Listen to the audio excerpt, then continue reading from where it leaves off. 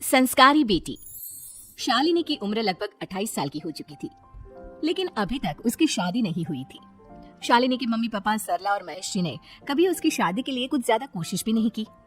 शाली मन ही मन चाहती थी कि दूसरी सहेलियों की तरह उसका भी घर बस जाए, लेकिन वो अपने मम्मी पापा से ये बात कहती भी तो कैसे कहती। माँ जानती है, मेरी सहेली है ना शीतल, उससे बेटी हुई है, बड़ी प्यारी बच्ची है उसकी। अरे ये तो बहुत अच्छी बात है। उसकी शादी भी तो 4 साल पहले हो गई थी ना। अब क्या करो बेटा, चाहते हैं तो हम भी यही है कि तुम्हारी शादी हो जाए, लेकिन कोई अच्छा लड़का मिलता ही नहीं। कोई बात नहीं मम्मी पापा, मैं जानती हूँ आप मेरे लिए बहुत अच्छा रिश्ता ढूंढना चाहते हैं। अभी मेरी इतनी उम्र भी तो नहीं हुई है।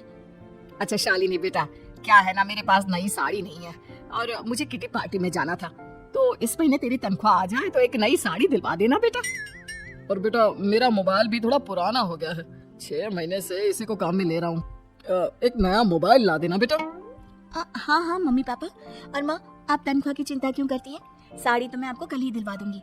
और रही बात आपकी मोबाइल की, तो मैं आज शाम को ही ऑफिस से लौटते वक्त ले आऊंगी। अरे भगवान सबको तुम्हारे जैसी बेटी दे, कितना ध्यान रखती है अपने मम्मी पापा का। पापा, आज आप दुकान नहीं जा रहे हैं क्या? वो क्या है ना बेटा, मेरे सर में जरा दर्द हो रहा है, इसलिए आज दुकान जाने का मन नहीं है। पापा दवाई ले लीजिए, और अगर हो सके तो चले जाइए।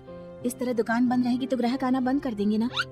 अरे बेटा, तेरे पापा की अब उम्र हो चली है और तू है ना हमारी कमाऊ बेटी, इतनी अच्छी नौकरी करती है, हमारा ख्याल रखती है, तेरे पापा को चिंता करने की क्या जरूरत भला है?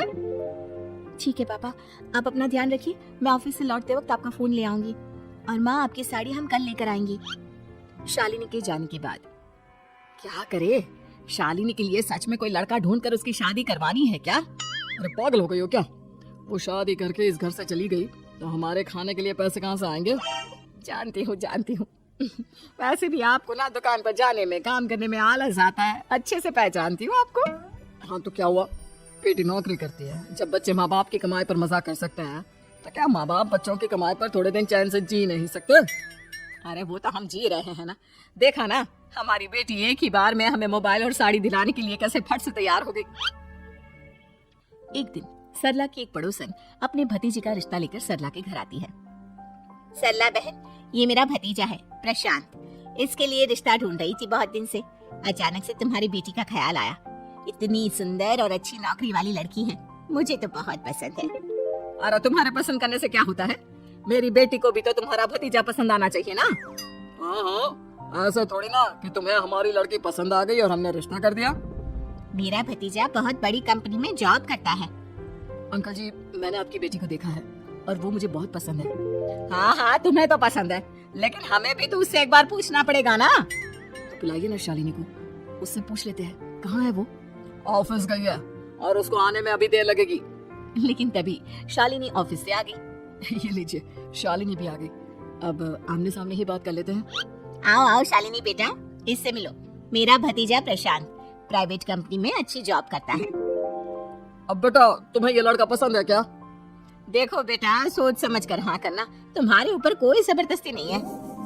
मम्मी पापा, प्रशांत की जॉब और उसकी बातें सुनकर मुझे तो काफी अच्छा लगा, मैं उससे शादी करने के लिए तैयार हूँ। ये लो, सारा मामला यहीं के यहीं निपट गया, लड़का और लड़की राजी हैं, तो अब हमें क्या। सरला की पड़ोसन और प्रशांत वहाँ से चले जाते हैं। अगले दिन, क्या हुआ मम्मी पापा, आप इतने उदास क्यों लग रहे हैं? वो क्या है ना बेटा, तुमने शादी के लिए हाँ कर दी उस लड़के के साथ। तो क्या हुआ माँ, उस लड़के में कोई खोट है क्या? आपको वो पसंद नहीं? अरे नहीं बेटा, जिसमें तुम्हारी खुशी उसमें हमारी खुशी, हमें भी लड़का पसंद है। तो फिर क्या बात है, अगर कुछ भी है तो आप मुझे बता सकते हैं। तुम्हारी माँ ये सोच सोच कर परेशान है कि तुम्हारे बाद हमारा क्या होगा। तुम हमारी इकलौती बेटी हो, हमारा बुढ़ापा कैसे कटेगा। अब बेटा, हम अपने बारे में सोचकर तुम्हें जिंदगी पर शादी करने से रोक तो नहीं सकते ना। जाओ, तुम अपनी जिंदगी में खुश रहो, हमारा क्या है, जैसे तैसे जी लेंगे। हाँ बात तो सही है बेटा, कैसे भी करके मैं दुकान का काम कर लूंगा, तुम और प्रशांत शादी करके खुश रहो। अपने माँ बाप की बात सुनकर शालिनी काफी दुखी हो जाती है। उसे लगने लगता है कि वाकई में उसकी शादी हो जाने के बाद उसके माँ और बाप का ख्याल कौन रखेगा। और यही सोचकर वो एक दिन प्रशांत से मिलती है। देखो प्रशांत, तुम मुझे बहुत पसंद हो, लेकिन मैं चाहकर भी तुमसे शादी नहीं कर सकती। अरे क्या हुआ शालिनी, क्या तुम मेरी किसी बात से परेशान हो? नहीं नहीं प्रशांत, मैं अपने माँ बाप की इकलौती संतान हूँ। अगर मैं भी शादी करके घर से चली गई तो उनका ख्याल कौन रखेगा, उनका खर्चा कौन उठाएगा? तो क्या तुम सारी जिंदगी शादी नहीं करोगी? शायद नहीं प्रशांत, और अगर अपने माँ बाप के लिए ये भी करना पड़े तो इसमें गलत क्या है? प्रशांत ये सारी बात जाकर सरला की पड़ोसन यानी कि अपनी बुआ को बता देता है। ये सरला तो बड़ी चालाक निकली। प्रशांत, वो अपनी बेटी के साथ खेल खेल रही है। कैसा खेल? आप क्या कहना चाहती हैं? अरे शालिनी बहुत सीधी और संस्कारी लड़की है, लेकिन ये सरला और महेश एक नंबर की चालाक। बुआ जी, आपकी बात सही है, लेकिन अपनी बेटी के साथ भला कोई क्यों चालाकी करेगा? वो तो मैं तुझे कल बताऊंगी। तो कल सुबह मेरे साथ शालिनी के घर चलना। और फिर अगले दिन।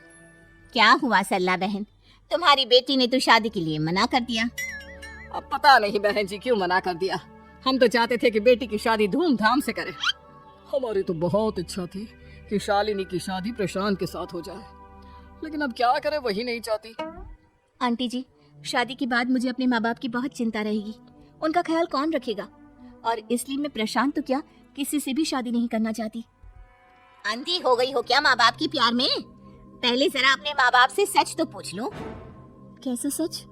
यही सच शालिनी कि ये तुम्हारे सगे माँ बाप नहीं है और तुम इनके लिए सिर्फ पैसे कमाने का एक जरिया हो। अरे ये तुम क्या कह रही हो?